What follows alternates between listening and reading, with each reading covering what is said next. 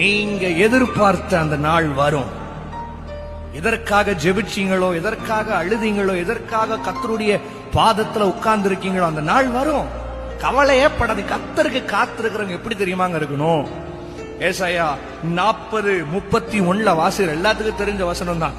கர்த்தருக்கு காத்திருக்கிறவர்களோ, அவருக்காக காத்திருக்கிறீங்க. நீங்க உங்களை பார்த்து சொல்றேன், எனக்கு இயேசு செய்து முடிப்பார்.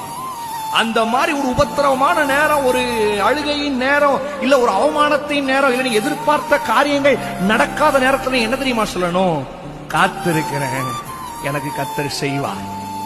கர்த்தருக்கு காத்திருக்கோ, புது பலனை அடைந்து ஒரு புது பலத்தோட காத்திருக்கணும். நீங்க காத்திருக்கிற டைம்ல தான் சோர்ந்து போயிடுறீங்க. நடக்குமா, நடக்காதா, செய்வாரா, செய்ய மாட்டாரா, அத ஆண்டவர் வாய்க்க செய்வாரா, வாய்க்க பண்ண மாட்டாரா, சொல்லிட்டார்ல செய்வார்.